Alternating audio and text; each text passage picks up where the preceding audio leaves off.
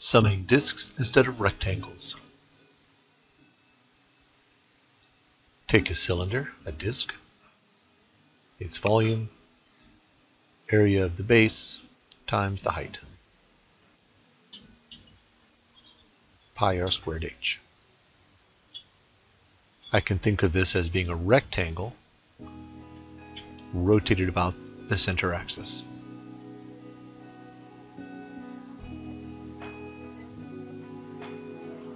Now take a hollowed out.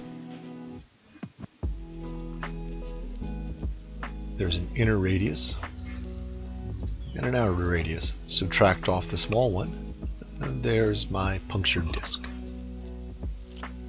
And it's a rectangle with the small part taken away, and then rotate that around the axis. Before we start, a basic fact about differentials: dx squareds are 0.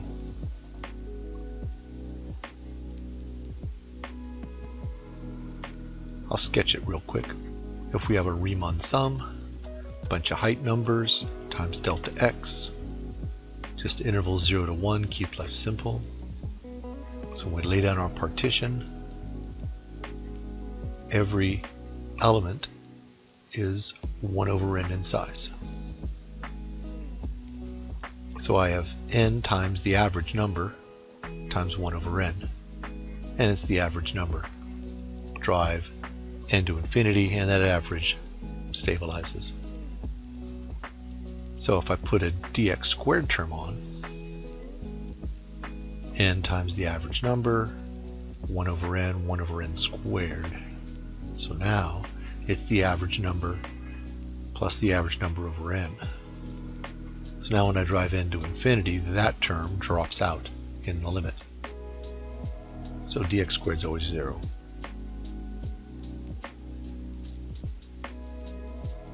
We're going to turn our rotations into Riemann sums. So here we'll just do an easy example, and what's true for this example will be true in general.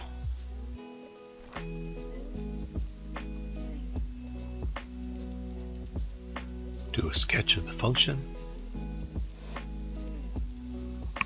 lay down a partition, grab an element, choose left hand for picking the height, draw my rectangle, just like usual. Now we're going to rotate that rectangle about the axis.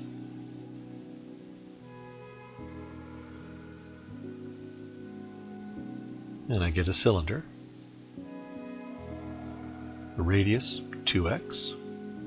Height, dx. So the volume, pi r squared times the height. And I'm going to sum those disks from 0 to 1.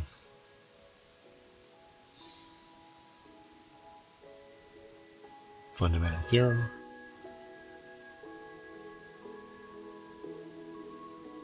Now let's do the same thing, but I'll rotate about the y-axis instead.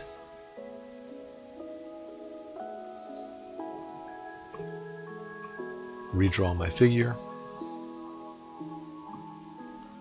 And I'm going to lay a partition on the y-axis instead of the x-axis. Grab an element and draw my rectangle. Now the x is the inverse function, so I've got to solve for the other variable. Rotate my rectangle about. So normally we'd use the height of the rectangle. You'll see here we're not going to use it. Swing that rectangle around, get my punctured disc. So the inner radius, y over 2, and the outer radius, 1. So never use the actual height of the rectangle. Big disk, take away the small disk, and then I'm going to sum those from 0 to 2.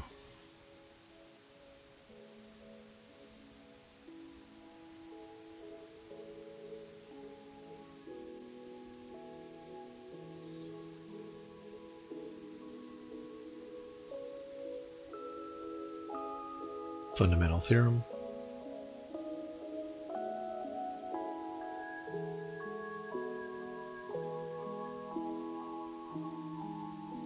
And plug in my numbers.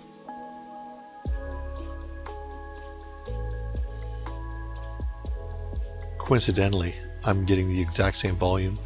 This is just sheer coincidence. The shapes are very different. So let's look at the first shape.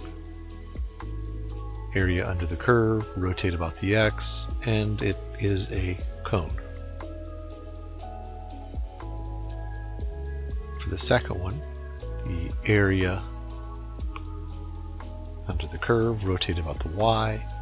Now it's a cylinder that's had a cone chopped out of it. That they're the same volume is just coincidence.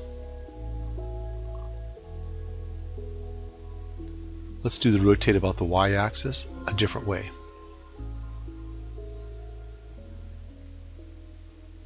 Because sometimes you can't get the inverse function nice. So we'll do our partition about the x, grab an element, draw my rectangle. I'm going to rotate that about the y-axis, getting my punctured disk. Get the axis of rotation and measure the radius of the inside. That's x. Outside, I'm just adding dx to it, x plus dx. The height is the y value.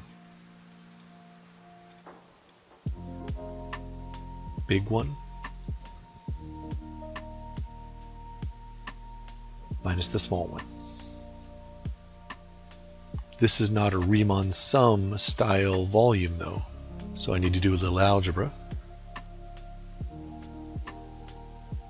Expand the square. The x squareds are going to cancel, and the dx squared term you throw out. So there's our Riemann sum style if I just put the dx at the end. Something to notice is the first 2x is always going to be there. That second 2x is the height. So in general it's the y value that's the height. So I do the same reduction. That x plus dx squared minus x squared, that's just the middle, 2x dx. So now I'm going to sum those from 0 to 1.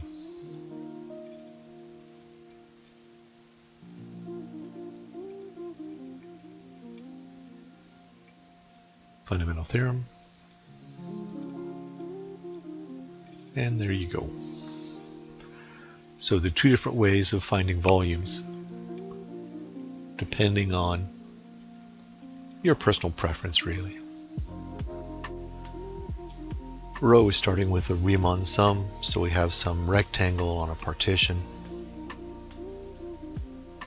And then the only question is which way it's going to rotate. If you rotate about the x-axis, dimension our radiuses, which will be our heights. The volume of the big one minus the volume of the small one.